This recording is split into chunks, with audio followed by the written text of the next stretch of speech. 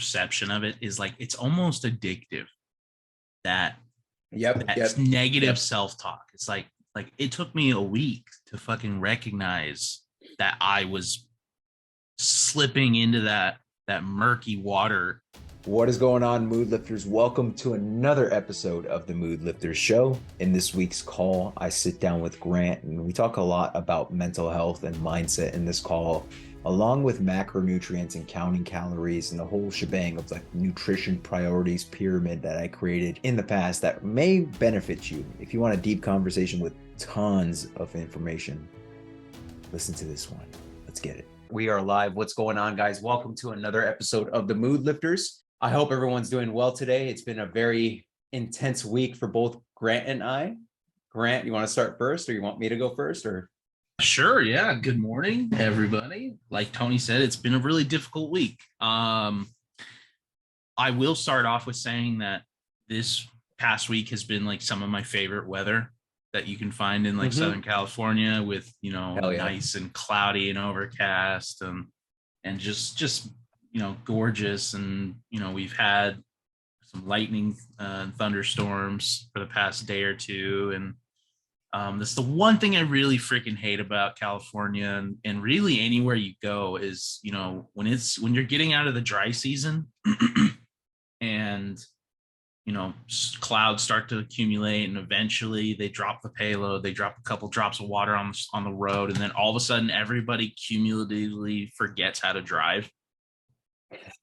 And like, dude, I swear to God. So like Wednesday, there was like a tiny little like 5-minute rainstorm, and I was driving back from El Monte, and normally that drive is like 40-50 minute drive home, right?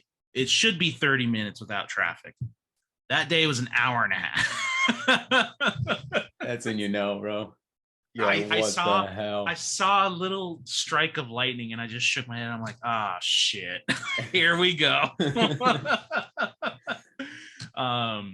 yeah, no, it was a really difficult week for me. I realized closer to like Friday that I was really like being difficult on myself and that I was having some really chaotic, what would you call that? Like interior monologue.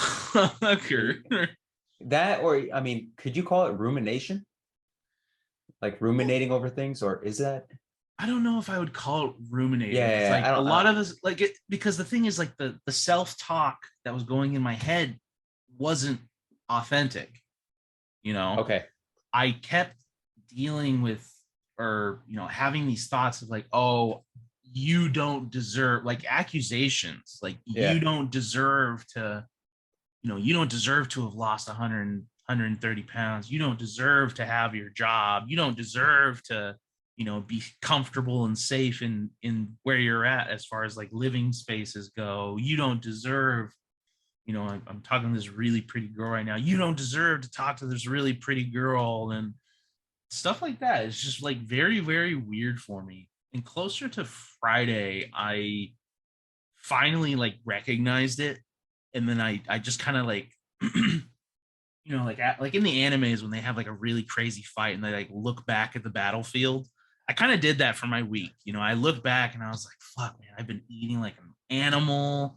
I've been grumpy all fucking week. I didn't even think about it. Normally, like Fridays when I'm at the branch and I'm supposed to be, wrapping up the week, and I normally I'll hang out and I'll shoot the shit with the drivers. But like this week, I just walked out. Like I got back, I changed out of my uniform, and I grabbed my shit and I left as soon as possible. I finally recognized, and I had to kind of sit down with myself and say, like, you know what? No, that's bullshit. That's not the truth whatsoever. I super deserve to be safe and happy where I live right now. I super fucking deserve this job because I've worked hard for it. I super deserve to be down, 100 plus pounds, 120 something pounds. I deserve that because I've put in the work. I've put in the diligence. I've busted my ass, and that telling my brain, like, this is just unacceptable self-talk. And that that was just kind of it. Was like just kind of recognizing, and once I recognized my bullshit, I took the chance to kind of step back and be like, okay, what can we do to rectify this? And that's just kind of what I've been thinking about like these past couple of days. Like, what is my next move as far as changing that self-talk? Because I haven't been thinking like that for a really long time. I haven't been thinking about being depressed and all that shit, or being weighed down by life. Or truth be told, I think it might just be that my stress levels are really fucking high right now, like even more so than they've already been. Me too. Because I'm starting to get to a point where it's like the driving school. I'm doing really good with the driving portion of it. I've kind of like figured it out. And now I'm coming into, okay, we need to set a date.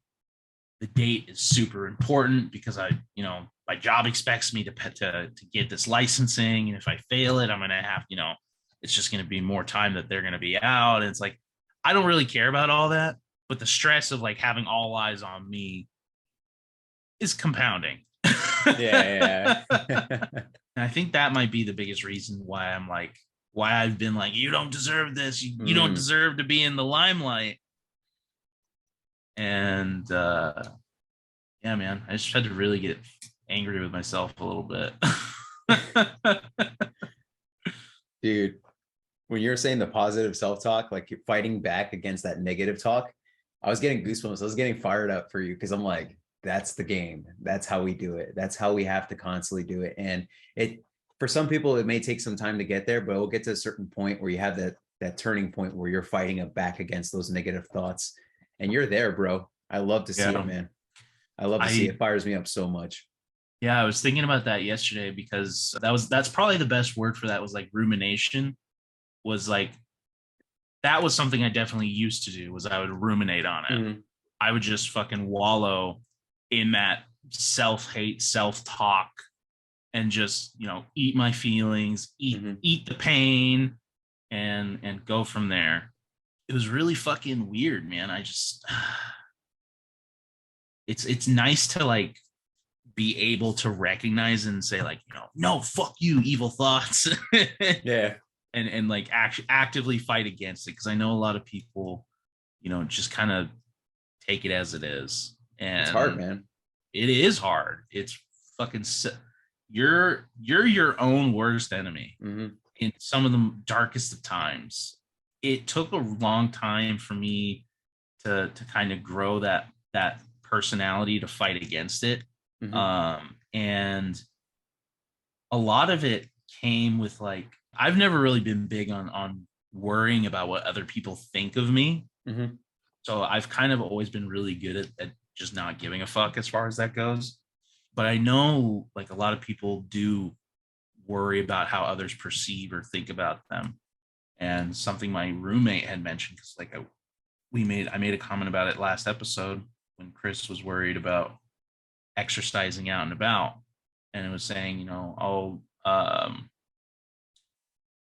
people think about you a lot less than you think they think about you.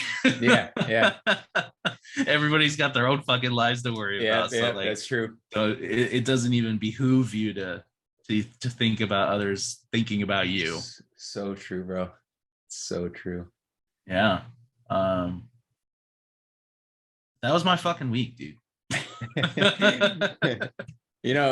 Like what you were saying too is like for some people like me, I used to be like a super big people pleaser, and I try my best to like it's still there, but now I'm a little bit more hard-headed and like more of a disagreeable type of person. For such a long time, it was so hard for me to basically create an identity for myself because I was listening to what other people would say about me, and I thought that was the truth, right? Yeah. Obviously, you're gonna get super depressed when people are like, "You're shit, you're dumb, you're stupid, you're fat, you're never gonna lose weight, you're never gonna do this, you're never gonna do that." Like, then I started working out, and then I believed it over time because my actions were showing the results. And when they would say that stuff, I was like, "The hell are you talking about?" I'm like, "I'm already there." What you said before, it's like that changing the goalpost type of thing. Like, oh, you said I'll be fat forever. Now I'm skinny, and now I'm trying to get buff. Now you're telling me I can't get buff, but I already lost the weight, so I'm gonna get buff. Yeah. And then like for some people, that's the thing. That's the case. For others, not so much. But if somebody's dealing with that, it's like, you got to go out there. And it's, to me, I look at it as move. You got to go out there and move and basically help you discover yourself and discover you're hearing these, like this negative self-talk that might not even be you. It might be freaking from your childhood, from the culture that you live in, from people around you and surroundings, just saying all this negative and pessimistic stuff. And it could impact you. And that's how you think, you know, when you have that negative self-talk with you. And the whole thing, like you said, it's like, it's not your voice. It's somebody else's voice entirely. And like, if you use that and you take that in as your voice, it's going to devastate you and it's going to consume you. And I feel like that's how depression is. It consumes you. It's not like, depression is not your identity. It's like something that's not you. And in the process of trying to get out of that, overcome that, you're trying to discover who you truly are, or rediscover who you truly are in that process. So the terrifying thing about that, like in my perception of it, is like, it's almost addictive. That negative self-talk. It's like it took me a week to fucking recognize that I was slipping into that murky water of, you know, darkness or whatever you want to call it. Mm-hmm.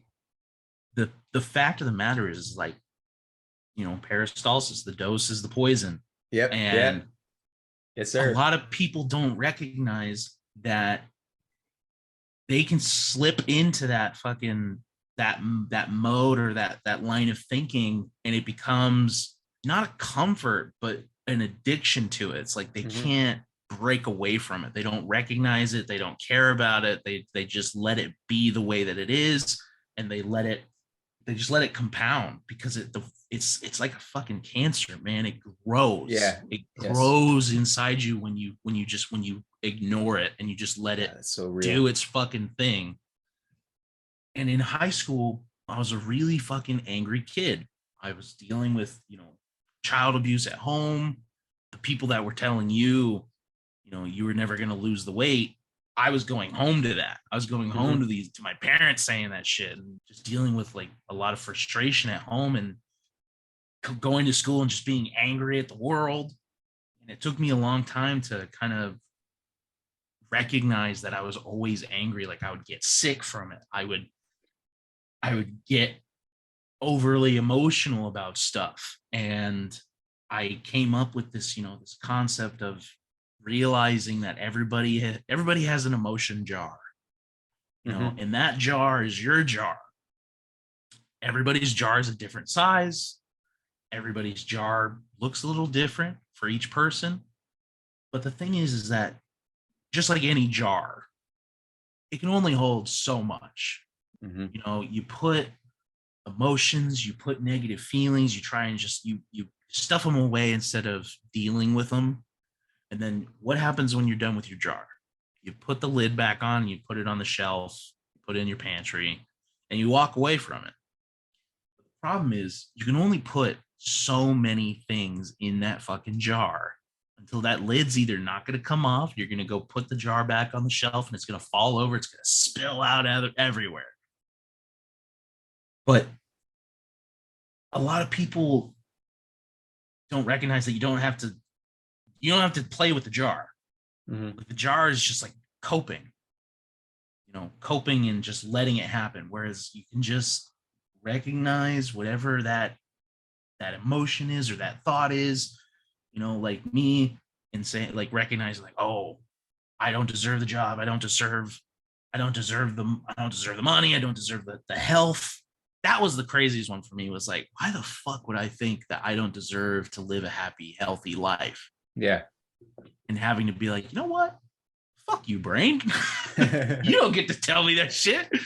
And saying, like, okay, you know what? Let's get moving again. Let's fucking break this caustics, this cancerous cycle, and just go from there. But it's just a cancer, man.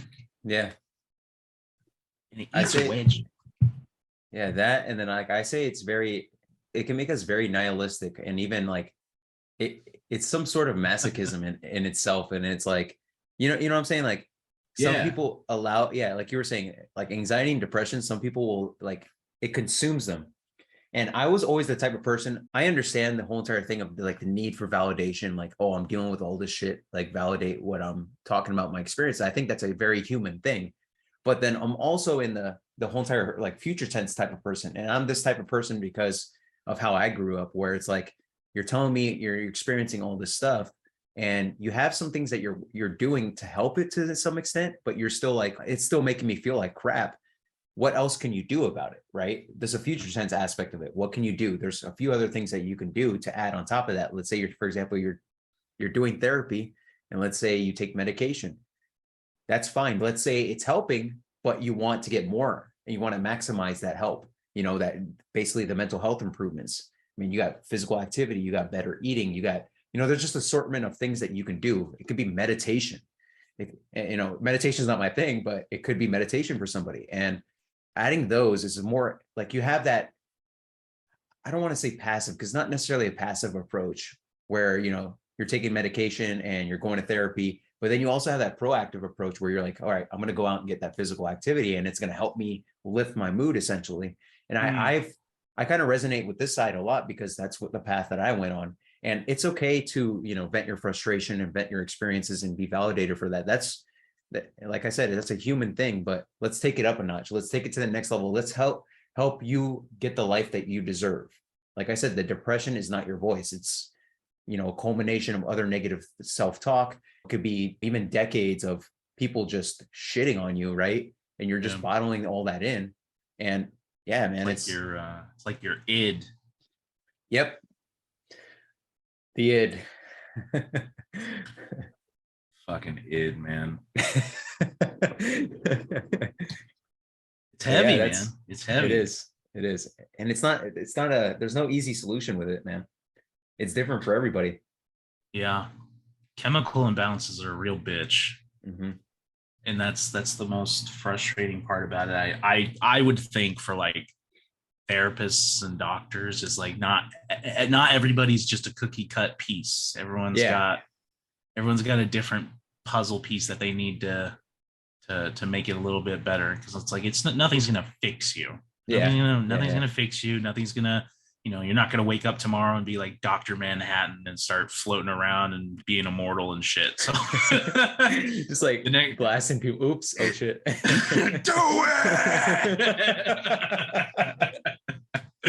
it. Nobody's gonna be perfect at the end of the day, and it's like nobody should be expecting that. And like a lot of people do, you know, a lot of people do expect perfection, but it's not a reality. We have to keep ourselves grounded in reality, you know, recognize like, okay, you know what, Grant, you've been struggling these past couple months. Your stress levels have been really fucking high. Stop being so hard on yourself. You know, your brain's fatigued, your body's fatigued. It makes sense that, you know, I could potentially start feeling this way with the way my brain works. Mm-hmm. High fucking cortisol levels are kicking the teeth. Yep. You know, tying this all in, I mentioned David Goggins a lot, but one of the things he said in one of his talks, I don't know which podcast it was, but he was just like, we're all fucked up. Like, you know, we all amen, brother. Amen. Absolutely. Like, and I'm like, I was like, he's spitting though. He's spitting. We're all dealing with some shit, you know? And what we have to do is we have to focus on some way to alleviate that sort of suffering that we're dealing with. And it's essentially suffering. And I think that, you know, it's one of those things where a lot of life is, you know, you suffer and you go through something, you overcome some obstacles, you push through and make some progress. And at times we can get lost in that suffering and really trying to find what the suffering is worth, you know, some sort of suffering is worth working towards, and making that could be something that's like very purposeful, and that could be something that's very meaningful, and as simple as, you know, taking care of your kids. It's simple as, you know, getting some physical activity and just trying to get stronger in the gym, you know, becoming a power lifter, you know, competing in a competition, or, you know, looking like a bodybuilder and just getting super fit. Like there's trying to find the meaning in that suffering it's a very hard answer, but it's a deep answer too, you know? You telling me to microdose? What kind of microdose are we talking? Microdose the stress. Yeah, Microdose the Paracelsus. strain. Paracelsus. You get those positive adaptations in return. You get you work out, you get buffer. Yeah, it's painful, but you get the gains. You get mental gains too. So stronger and stronger every day. Hell yeah, this is some deep talk, bro. 100%, dude. I love it, dude. We're pedal to the metal, man. We're just I love it. taking off. You see, this is what happens when Chris doesn't come in today. No, I'm just kidding. Chris is moving right now. He's preparing for his move back to Ohio from Hawaii, and that's a big move. It's a big move. What is that? That's like a 6-hour time difference too. So he's gonna be holy shit. I couldn't even imagine, man. Dude, this guy would wake up at the other job. He would wake up at like 4 a.m. just grind mode in our calls, and it's like 7 over here for my calls, which I'm an early guy, so like I wake up at like 5 a.m. But Chris is like 4 a.m. is not me. Yeah. So it's gonna be good for him to be now on these calls at 10 a.m. his time. So he's gonna be like well rested and energized, and he can get all the chaotic, like for Hawaii, he had to kind of stop in between to try to get his workouts in. But when he's over there, he'll be able to get his workouts done early if he wants to, or at night. And he feels like he's going to have a lot more time. It's going to be easier for him to manage his time in that way. So I'm pretty excited for him. So, dude, I'm pumped for him. I'm so happy that he's going to be closer to home. He's going to have more options. And, I don't think Hawaii should be its own state anymore, man. But we're not gonna get into that. But is Pluto a planet? No, Pluto is absolutely a planet. I grew up with Pluto being a planet. It's always going to be a planet. It's not one. What do they call it now? An exoplanet or something like that, or a fucking some kind of moon or some shit. I don't know. Some stupid shit. I don't know. It's always changing every day. Pluto is a planet. All right. Got 9 of them. I'm super hyped for him. I'm really hoping that, I can't imagine like the stress he must be going through right now, like keeping on top of his work and on top of, having to deal with the move, and then also having to, live his life, he's got to feed himself. He's got to do the exercise. He's got a lot on his plate right now. And I'm pumped to hear like what he has to say when he comes back in 3 weeks from now. Yeah. And seeing, what happened, how it went, if everything went smoothly, because let's be honest, chances are in an ideal world that everything would go perfect. Nothing ever does. Yeah. We just have to kind of expect that fucking something's going to happen one way or another. At the end of the day, all I care about is that he and his dogs and his sister make it back out there safe and sound. At the end of the day, any of the furniture and the stuff that could possibly get lost in transit or damaged, it's just stuff. We've talked about that before. It's just stuff. New stuff can be acquired. And yes, sir. I'm fingers crossed. I'm praying for him. I have him in my thoughts, and I can't wait to hear from him in 3 weeks. But Chris, we miss you, brother. Should have been here. Yeah, Chris, what the hell? No. After all that talk, is like, Chris, you should have came. That was you had one job. No. We're kidding. All right, man. Well, that was all I had to say about my week. Yeah, for sure. I mean, I could talk about mine briefly. Please. I turned 30 yesterday, so I'm dirty 30. Dirty 30. Hey, man, don't you worry. I'm right around the corner in December. We're getting ready, bro. 2 more months. I was hoping, or I shouldn't say hope, because that's a terrible thing to say, but people are like, oh yeah, when I was younger, I mentioned this before, like, oh, when you're 30, it all goes, and Chris said it, like, it all goes downhill from here. I thought I was gonna wake up and be like, oh, just get my out of sciatica. Like, oh God. Oh dear Jesus. But I didn't feel that. I was good. I was like, all right. This week has been very sluggish for me. I don't know if it's because I was, not eating enough. It probably could have been. I just felt off. Like yesterday, I was feeling like I had a good time, having dinner and stuff like that. But Oh, I yeah. just felt off. Like, and you know what it is? Like you have that, I don't know if it's just the number itself of me turning 30, where it's like, oh, what's this phase going to be? How is this phase going to be? And I should have been a lot more optimistic in that regard, because I'm Okay. actually kind of excited to be, getting in this level, because they say this is like peak manhood. Like you're going to start, becoming and transforming. And this is our time. Like this is my glow up, apparently. Yeah, And dude. What vehicle are you gonna be? I don't know, man. It's a good question. Like a Hummer? Imagine just like start transforming right in here. Like, oh shit. But yeah, dude. This is Like new. one thing I'm super pumped about, or it's gonna be bad for martial arts, but they usually say like in your 30s and onwards, your joints start to stiffen up. And the benefits of that is like the dad strength comes in, where you're just like benching like 3 plates, like no problem. You see those dads that come in and they just have the big, bullet chests and the big arms, and they're just like benching 315 for reps. They're like, where is he getting all that strength from? It's from the joints, the joint stiffening. So we'll see if it actually works for me. If not, I hope I don't snap anything. Hey man, knock on wood right fucking Yeah. now. Yeah. I got it right here. The yeah, the 30 years old thing, I've never really thought much about it. I'm not really much for celebrating my birthday just because it's so close to Christmas. So I Yeah. was always more interested in just enjoying the holiday season rather than like, oh my God, I'm turning I'm turning 13, guys. But then, that was the other, on the flip side of that coin, I would get cucked a lot on like celebration and stuff, because like people would come over and be like, oh, we won't see you for Christmas, but here's your birthday and your Christmas gift. And it would let people, kind of stiff you a little bit. So like they toss you a 20 and be like, oh, that's your birthday and your Christmas gift. Okay. I'm like, It's a thank 1-2. you. I Thanks, appreciate it. $10 each. Thank you. Yeah, exactly. I'm like, man, I feel like if I had been born in like June, I'd probably get $40.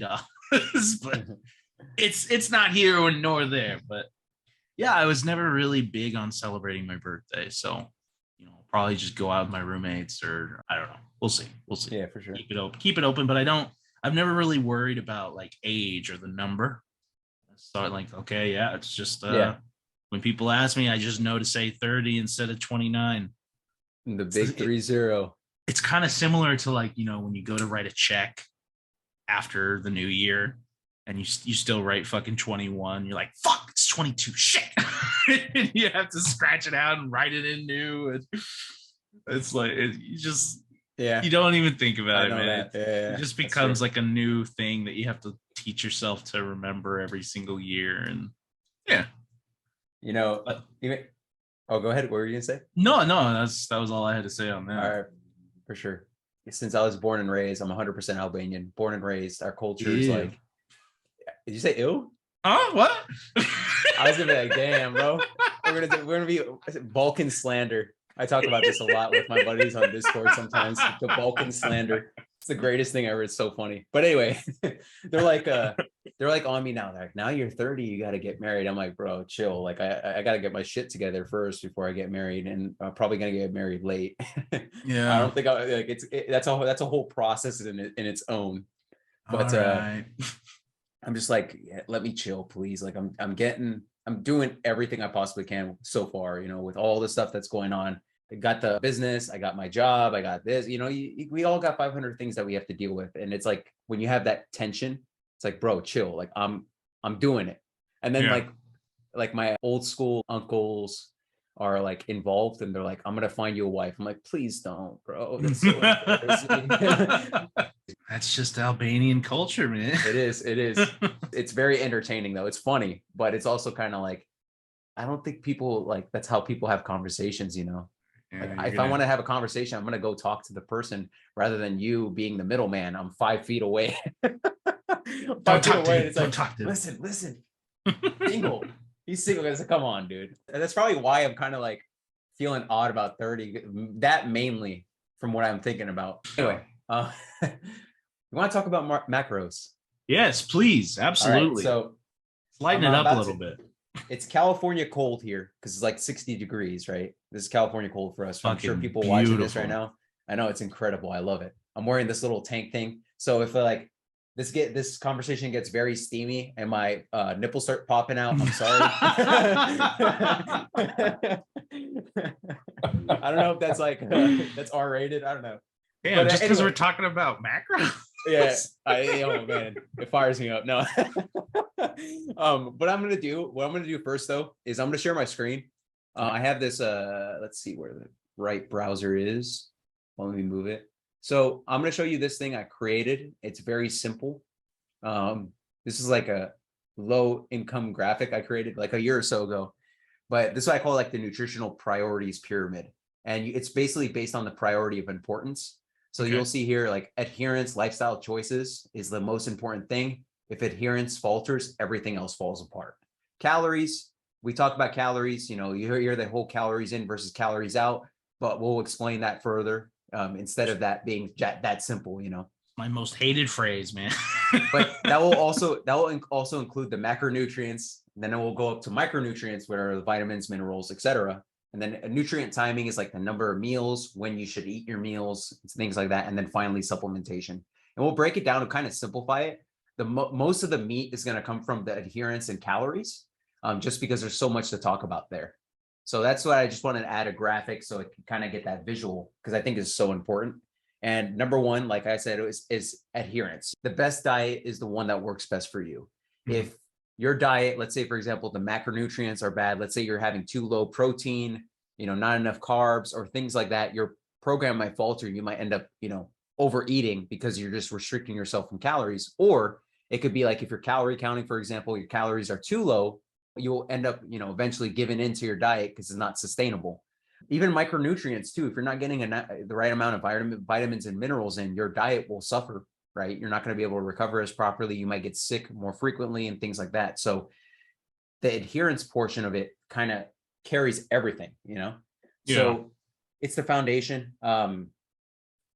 Ultimately, this all comes down to what we talk about most of the time is like consistent habits, you know, working towards building your best diet. You know, if you eat a lot of junk food throughout the day, you start taking some meals of the junk food meals out and you start incorporating more whole food meals. Or you can portion it where it's like, let's say, for example, you end up eating an entire pizza.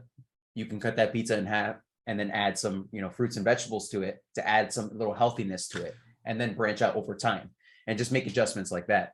Yeah. Do you have something you want to say about that? Because I don't know if you were like disgusted about it, about me saying No. pizza. Or... I was thinking pizza sounds really good right now. I know, bro. I haven't eaten yet today, so I'm like, for sure. I only woke up like an hour and a half ago. But the like for me, like with pizza, because like who the fuck doesn't love pizza? Like, yeah, I know. For me, when I first was when I was first starting the journey, I found like, you know, cauliflower pizzas, and these cauliflower pizzas were, you know, still sizable. And I transitioned from, you know, going to Pizza Hut and getting a large pizza, and I just started buying these cauliflower pizzas, and they're a thin and crispy pizza. They taste just exactly the same as a normal thin and crispy, and it's delicious. Put a little bit of barbecue sauce or a little bit of ranch on it, and it's fantastic. It's a lovely little treat, and I don't feel guilty for eating a whole disc because it's like 600 calories, 700 calories. And I'm like, okay, all right. And then even if I want a little bit more substance, I'll be like, okay, I'm going to cook up some broccoli, have it on the side, and or have a salad, and it's a premium meal. My mouth is salivating so much right now. and it's that whole thing too, is like, you know, you build these positive habits over time and you make these adjustments over time. And that's like what adherence is about. If you could figure out that process and you could find, you know, hey, this works best for me. You know, this is the type of diet I prefer. Let's say, for example, somebody is good at intermittent fasting. It works well for them. They can try something like that out. That's their systematic approach to it. I like how Grant's like, God. I don't know how people do it. Yeah. I don't know how people do it. But like, yeah, it's stuff like that. You find a system that works best for you. I think the most important thing is just figuring out, you know, understanding what fruits and vegetables are, understanding what the lean proteins are, understanding what healthy fats are, understanding what complex carbohydrates, simple carbohydrates, things like that. We'll go into that a little bit for later on.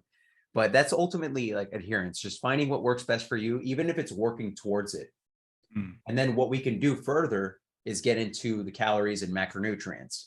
And now Grant has beef with this, and I understand why. It's the calories in versus calories out. When somebody's telling you, calories are all that matters, there is some truth to that, right? Law of thermodynamics says energy is not, I think it's the second law, energy is not created or destroyed, it's transferred. That's basically the process of consuming calories, expending it. You're going through that process, right? If you eat more than you burn, you eventually store it as water, muscle, and fat. If you eat less than you burn, or essentially in calories, if you eat less than you burn, you're basically going to pull from water, muscle, and fat. And that's just how it goes. But the thing about that is you still got to understand, macronutrients. You got to understand the proteins, carbs, and fats. Because if you just say, I'm counting calories, and let's say you live in you're weightlifting, you're like, all I do is count calories, you might not get enough protein in. You might find that you're going to be constantly fatigued. You're going to wake up sore, and you're going to be sore for like 6 days because you're not getting enough protein in. You're not getting enough carbohydrates in. Yeah, stuff like that. And I'll be honest with you, I've tried these like individually. So I've tried calorie counting, I've tried macronutrient tracking. And the problem with these two, and I'm going to shit on both, because if I just track calories and I'm not getting enough protein in, like I said, you wake up sore and you're like, and you're trying to work out on another day. You're trying to lift these weights and you're like, why am I getting weaker? You're in a calorie deficit. You're burning all these calories. You might not be getting enough calories for you to recover properly while you're in this weight loss process. And ultimately, the whole thing surrounding that is like, your goal with losing weight is to eat as much as you can while still losing weight, not to just restrict everything, right? Not to obliterate, I'm going to go on this 2,000 calorie diet when you have a couple 100 pounds to lose. That's not sustainable. You might actually need to eat 3,000, 4,000 to lose weight. You might actually need to eat 3,500, maybe you could probably get to 2,000, but that, in my opinion, for most people, that wouldn't be sustainable if you could go balls to the wall right away with somebody that's trying to lose a few 100 pounds. You can go on a calorie calculator and things like that to find calories, but it's not accurate for most people that have a lot of weight to lose. And if you just, your calorie thing comes up and it's like, you just eat 3,000 calories, and you try that and you're like, dude, I'm not recovering properly. I feel like shit still. I feel sluggish. I feel sleepy all the time. You might actually need more for you to lose weight. And that's not necessarily a bad thing, right? Eating more while losing weight, that's a great thing to have. That's a great problem to have. Yeah. And even that applies to macronutrients as well. I follow this thing called If It Fits Your Macros, and it's just basically macro tracking, only macro tracking. Now, the problem with that is some people are like, okay, as long as I get protein powder in and I eat whatever the hell I want and hit my macros, I'm going to see the results I want to see.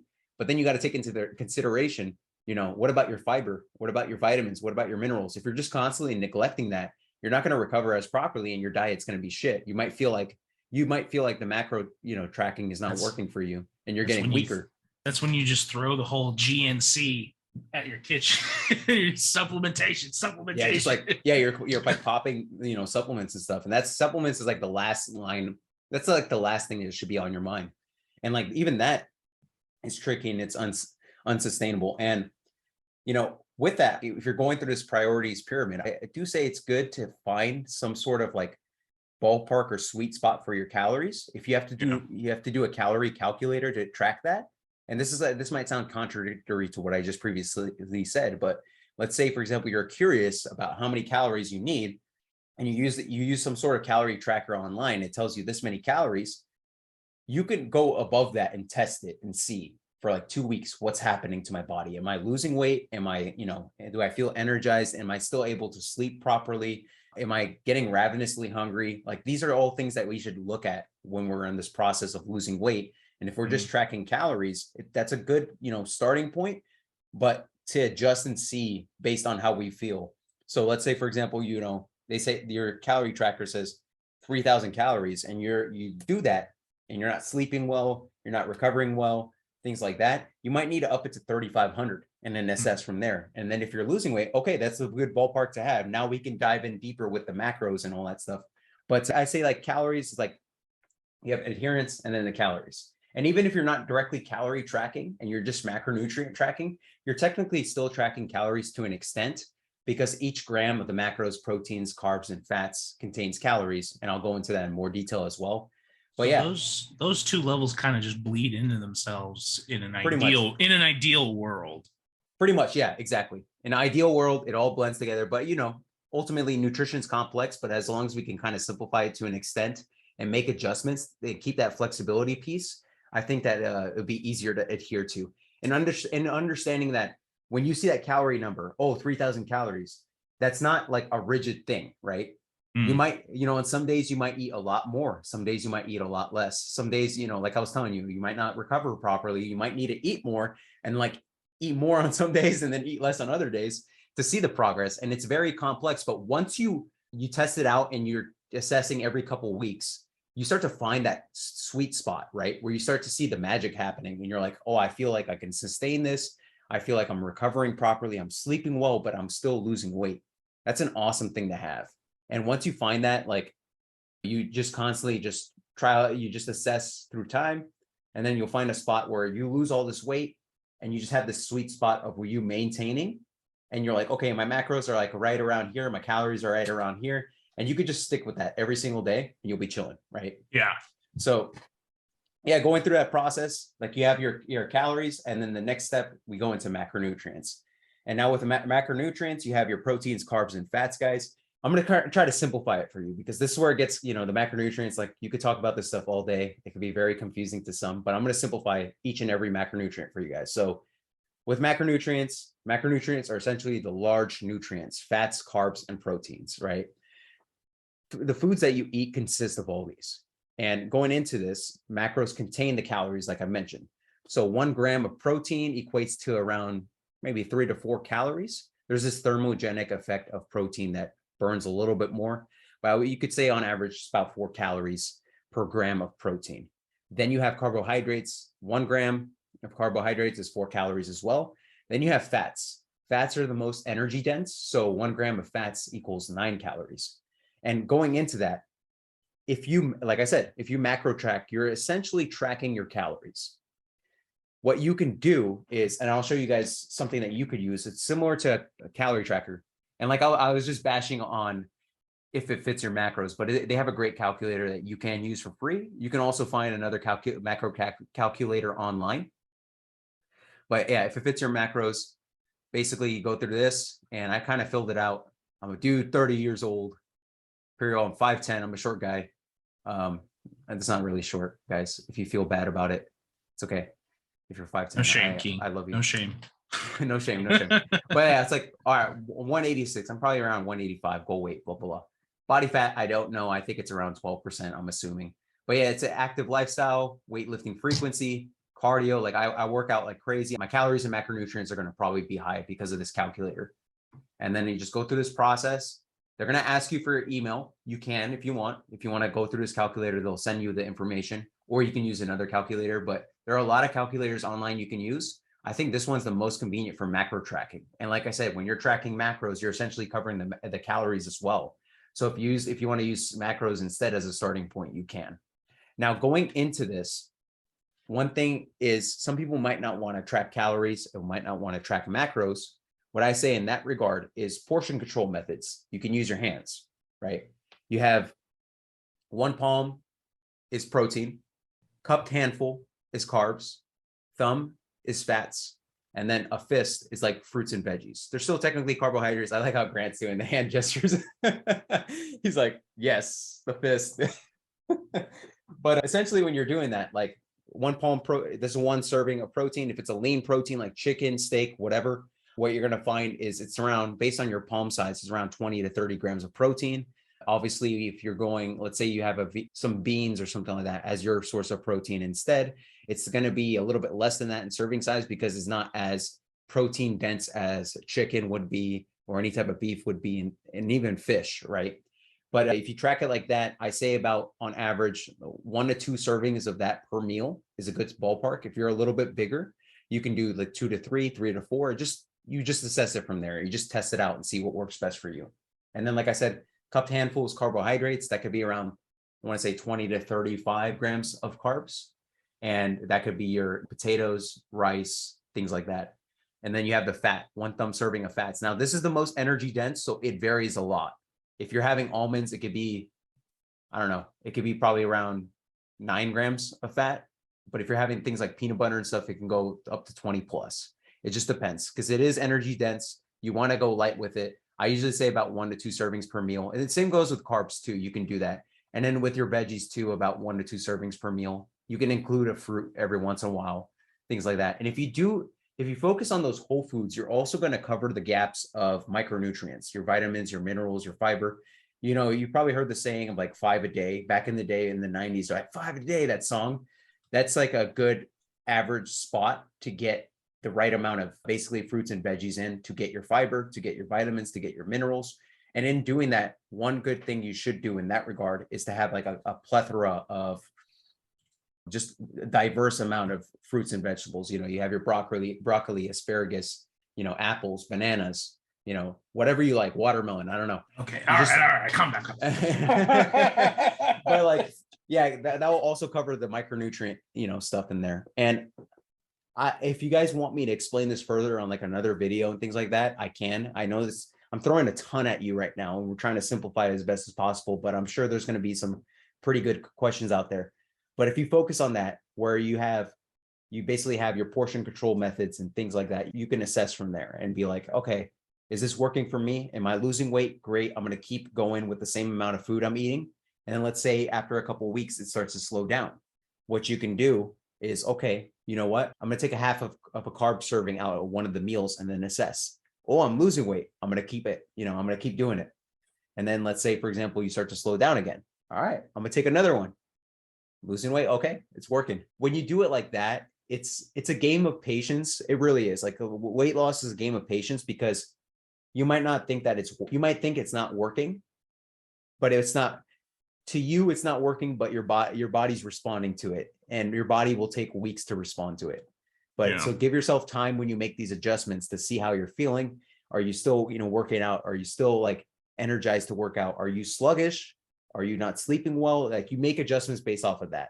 If you feel like, you know, your stress levels are a lot higher, you might need more food for this day and maybe the next, and then you can get back on track. And you just keep making those adjustments and getting creative with it. So don't be hard on yourself. If you're like super stressed out, you're not sleeping well, you're like, I'm trying this diet, it's not working.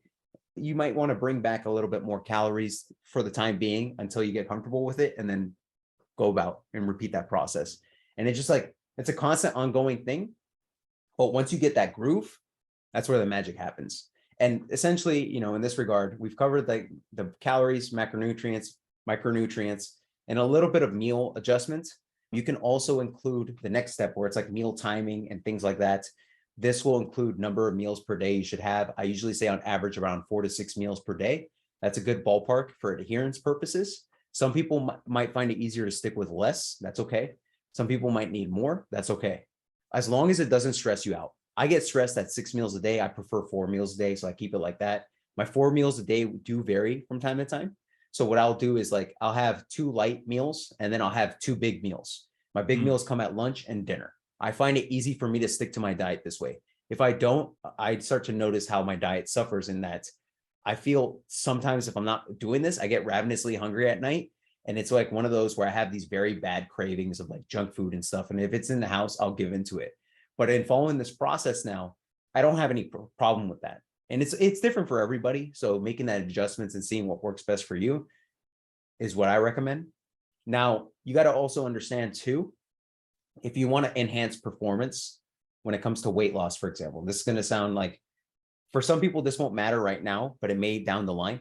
But if you're looking to enhance performance in the gym, let's say, for example, you start getting into powerlifting, but you're still trying to lose weight.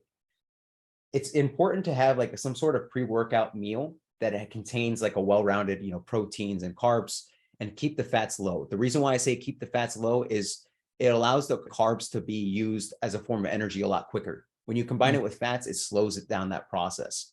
So if you have like a high protein and high carb meal as a pre-workout, I would recommend that. And it could be like an hour to 2 hours before your workout session. Afterwards, you can have protein and carbs as well, you know, to replenish glycogen and all that stuff, and just going about that process as well. And if you just maximize the pre and post, or surround your workouts within the pre and post workout, you should be in a good spot. Now, for these meals, you can go crazy, or you can go, you know, have a light, you know, protein and carbs. You can just mix a shake with some fruits or something like that. And if you do that, it might be easier for you to like after an hour of digesting it, going to the gym and working out. It might be easier for you rather than eating like a voluminous meal and then just puking in the bathroom afterwards if you're trying to do like squats and deadlifts. So watch the meals during those times. So like, yeah, be careful with that. Or even bathroom breaks. I've had a tough time before where I was like, I'm not getting enough food in. And I'm like, dude, I need to get my meal in. And my stupid ass goes, all right, I'm going to get 1,000-calorie meal in before my workout session. And then it's like, it involves hot sauce and things like that. That's a terrible time if you're squatting and stuff, because you're like, dude, I'm gonna crap myself, dude. Yeah. So like, be cognizant of that as well. If you follow that, number of meals, the meal timing, you can optimize meal timing down the line. It's not as important as everything else underneath.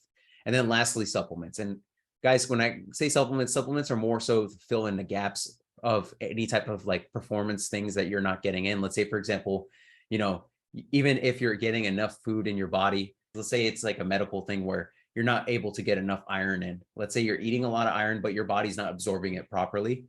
And like, you need to take vitamins for that. That's okay. That's to fill in the gaps of any deficiencies you have in your diet. And sometimes we might not get enough fruits and vegetables in our diet for some days. That's when it's like, okay to use like a multivitamin. You can use a greens powder.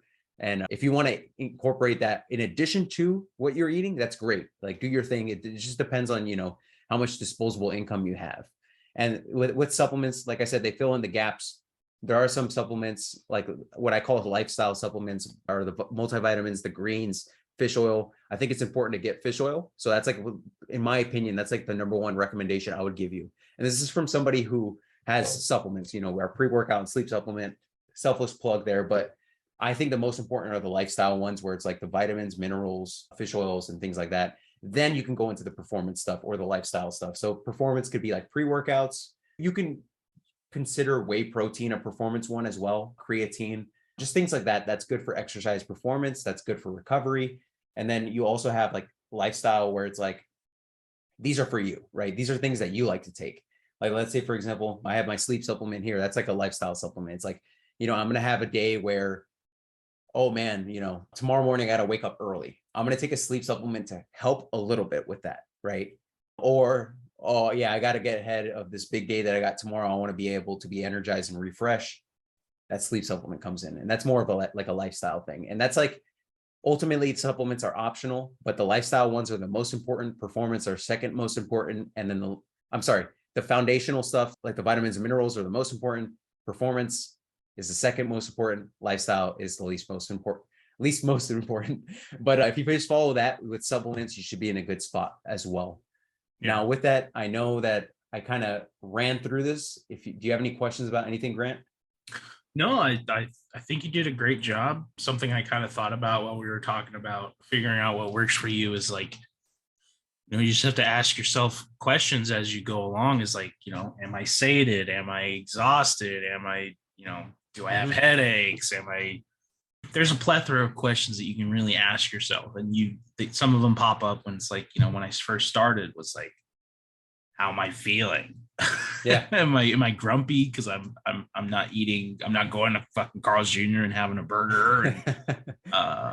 And luckily, the stuff that I transitioned over to, I was sated. I was, I wasn't grumpy. I didn't have to, but I was eating like something. I was having something every 2 to 3 hours. So like, I was always something in the engine and always something cooking in my gut. It worked for me, man. It worked for me, but it's like, it's experimentation for each individual person. Mm-hmm. And we can recommend or suggest, steps that you could take to address those transitional changes that you might want to implement. But it's entirely up to the individual if they want to make that change, if they want to make the attempt, and recognizing, there's possibilities for error. There's possibilities to make great success, but that's kind of the reward of it.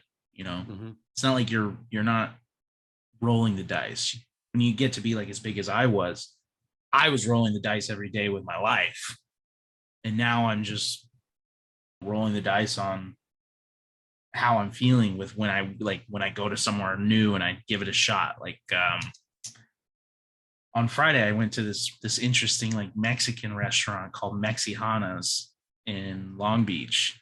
and had a really tasty plate of steak and chicken and fried rice.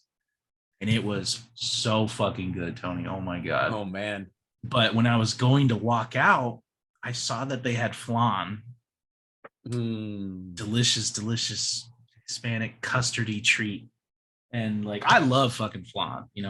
That's one of like the things that I judge of like Mexican restaurants on is like how is their flan? And this place had mango flavored flan.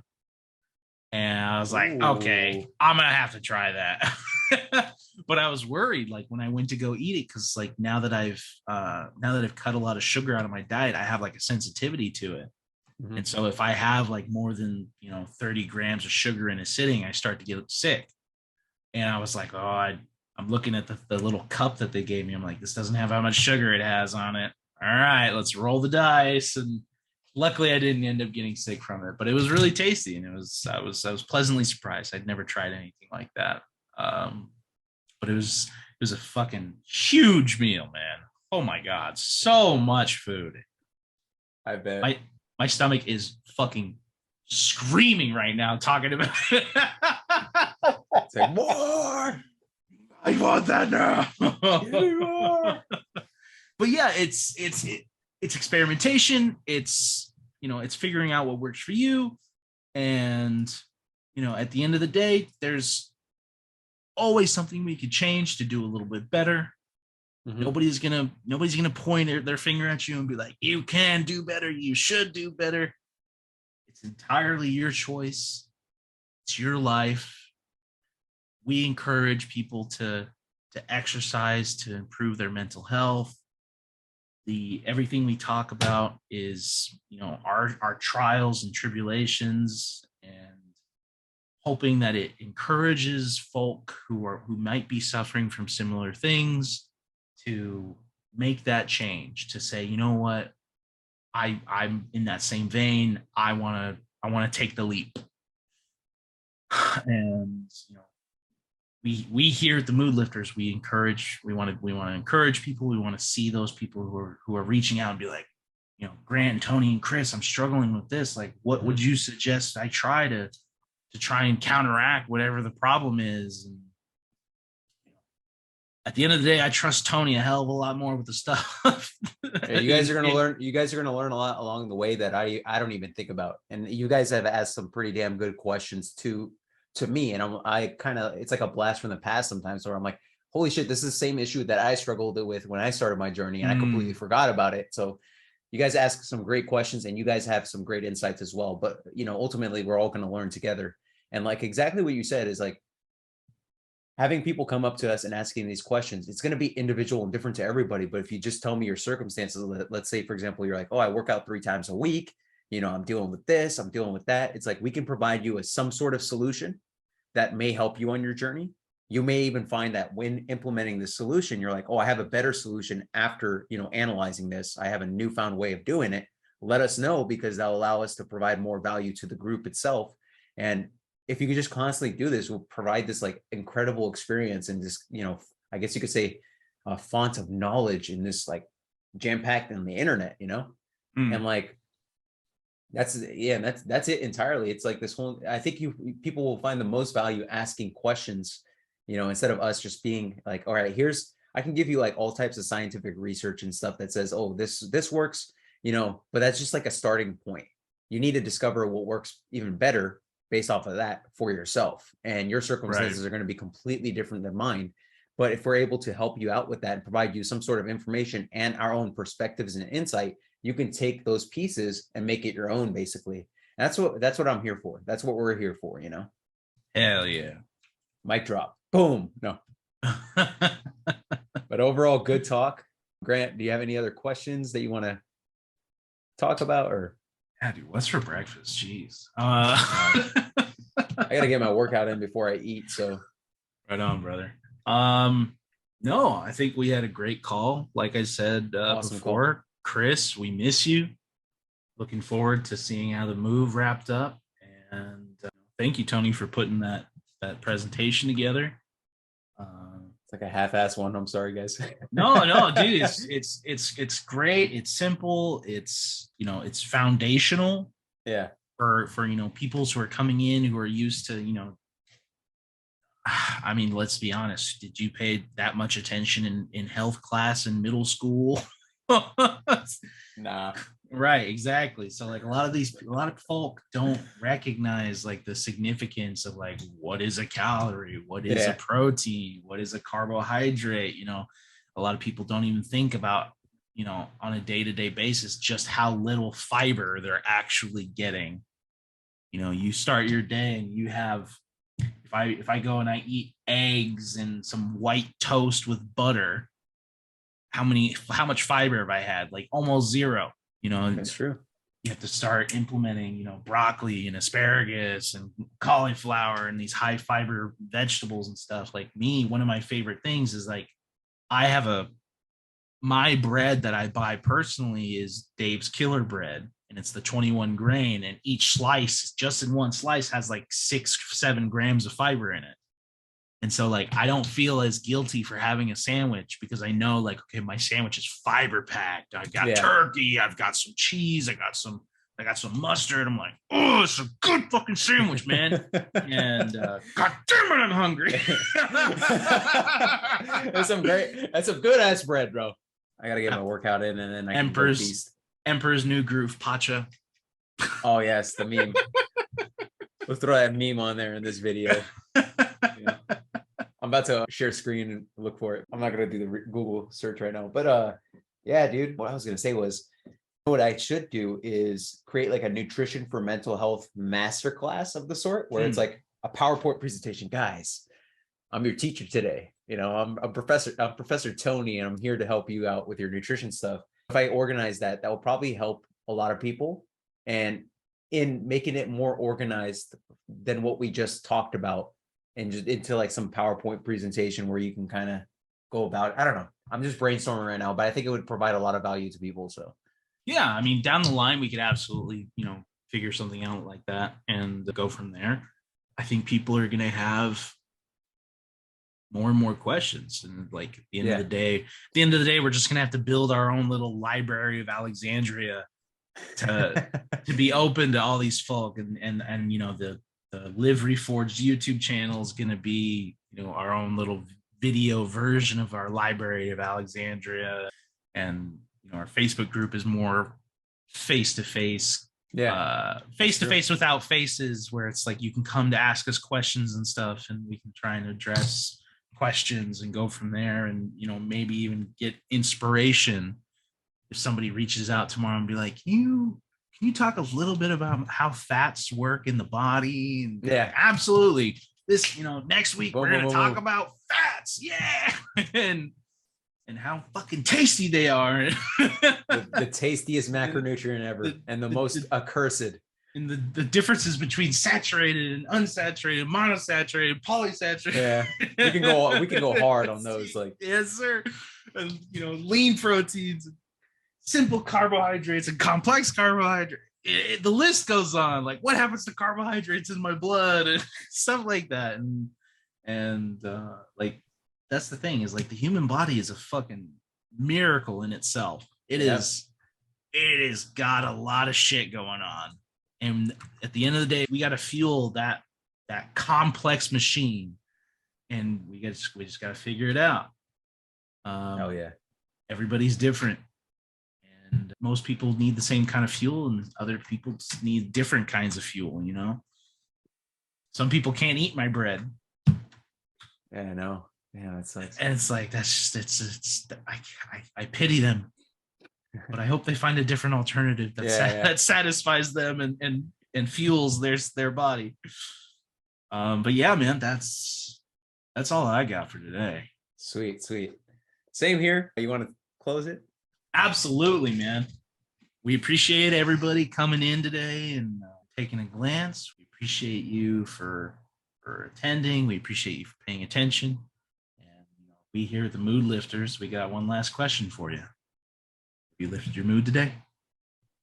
Yes, sir. Yeah. I want to thank you guys for watching this. I just want to let you guys know I'm going to be out to a wedding next week, so there won't be a show next week. I'll try to do a live before I fly out. I'll let you know if I can do that, but yeah, no show next week, but we'll be back and ready for action. And I think Chris will be back and ready for action as well. So it'll be a really jam-packed and fun episode going forward. But ultimately, I just wanted to thank you all for watching this. It means a lot that you guys are watching this. I hope you found some value in this episode. And if you guys have any questions, reach out to me at Live Reforged, or you can email me. Do whatever you have to do to just reach out. I'm here for you guys. I'll try to respond as quick as possible, even if I'm flying around and things like that. So with that, guys, I want to thank you for watching, and we will see you in the next one. Be well. All right, guys, I want to thank you all for watching this week's Mood Lifters show. Like, subscribe, share. If you're on Spotify, show some love by leaving us a review, telling others about our show. Our goal is to help millions exercise to battle depression and anxiety, and we can't do that alone. We would love for you to be a part of this journey as well. In addition to that, guys, we have a private Discord group that you can join. And this Discord group is an accountability group to help you on your journey. And if you're interested, check the show notes below. We got that for you. Lastly, as you know, we have products that help you on your journey. We have a pre-workout and sleep supplement designed to help you on your fitness for mental health journey. And if you guys are interested in those, head on over to amazon.com/reforged or check the show notes below for direct links. And with that, guys, thanks for watching, and we will see you in the next one. Peace.